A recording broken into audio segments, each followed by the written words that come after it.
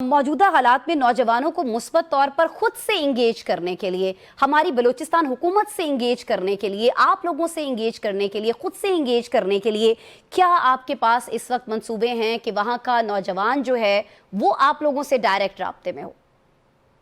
देखें, हम एंगेज कर रहे हैं। अभी जैसे आपने फिगर्स दिए हैं कि कितने हमारे बीएचयू फाल हो गए, कितने हमारे स्कूल फाल हो गए। आज हमारे मार्च में भी एडमिशन शुरू हो गए जो सर्द एरियाज के हैं।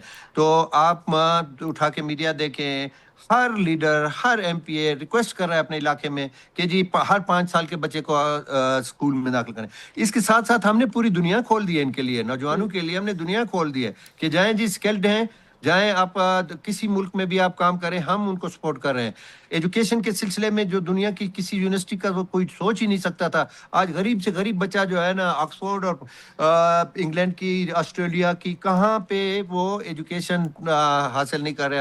हमने उनको स्कॉलरशिप दी है, हमने उनको इंसेंटिव दिए कि जाएं आप पढ़ें और आएं इस बलूचिस्तान की खिदमत करें। अच्छा, मैं आपको एक मिसाल देता हूँ। सादिक पब्लिक स्कूल है भावलपुर में। जी जी। किस्मत से कोई 4, 6, 5, 8 सीटें लोग, अच्छा, फिर अपने खर्चे पे, मेरे बच्चे भी उधर पढ़ रहे हैं, हम अपने खर्चे पर कर रहे हैं। पिछले साल हमने 100 बच्चों को वहां पे गवर्नमेंट ऑफ बलूचिस्तान ने एडमिशन कराया है। हमने गवर्नमेंट ऑफ बलूचिस्तान ने उधर डोनेशन दी है। अच्छा, फिर हमारी खुशकिस्मती ये है, देखें कि अल्लाह ताला जब मदद करने पर आता है। हमारा फजील साहब चीफ सेक्रेटरी था यहाँ पे, तो वो अभी बोर्ड ऑफ डायरेक्टर्स में है वहाँ पे, क्योंकि ओल्ड ये है अपना भावलपुर का क्या कहते हैं, सादकियन है। तो वो आउट ऑफ वे हमारे बलूचिस्तान वालों के बच्चों को करेज दे रहा है। अच्छा, तो मैं सरदार साहब यही तो अर्ज कर रही हूँ आपसे कि देखें, बलूचिस्तान में बहुत कुछ हो रहा है।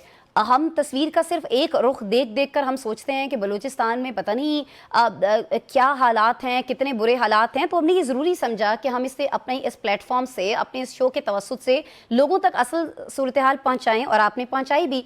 लेकिन मुझे ये बता दीजिएगा कि आप जिस तरह से बता रहे हैं कि आप काम कर रहे हैं, आपकी हुकूमत काम कर रही है, वहाँ वज़ीर आला बलूचिस्तान काम कर रहे हैं, उनकी टीम काम कर रही है, क्या आप इस चीज़ से इत्तेफाक नहीं करते हैं कि बलूचिस्तान में जो सियासी जोड़ तोड़ की वजह से अक्सर मखलूत हुकूमतें बनती हैं, इसकी वजह से ज़ाहिर तवील मुद्दती पॉलिसियाँ नहीं बन पाती हैं?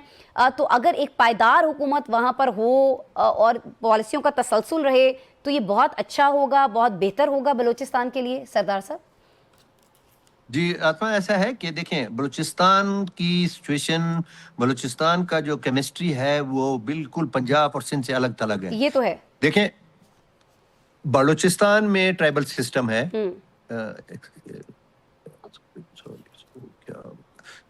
मेरी आवाज पहुंच रही है आप तक? जी जी सरदार साहब। देखिए, जो केमिस्ट्री है बलूचिस्तान की, जो बलूचिस्तान के हालात हैं, वो यकसर पंजाब और खासकर सिंध से, केपी में भी है ट्राइबल सिस्टम, लेकिन वहाँ पे अभी जो उनके कबायली इलाका शामिल हुए हैं तो उनको आहिस्ता आहिस्ता आगे ले आ रहे हैं। यहाँ पे मुख्तलिफ ट्राइब, मुख्तलिफ अक़वाम आबाद हैं बलूचिस्तान में। तो यहाँ पे एक सिंगल पार्टी गवर्नमेंट नामुमकिन है यहाँ बन सके। अच्छा, मुख्तलिफ लोगों की अपनी ज़ाती शख्सियत है, वो ज़ाती शख्सियत में जीत के आते हैं।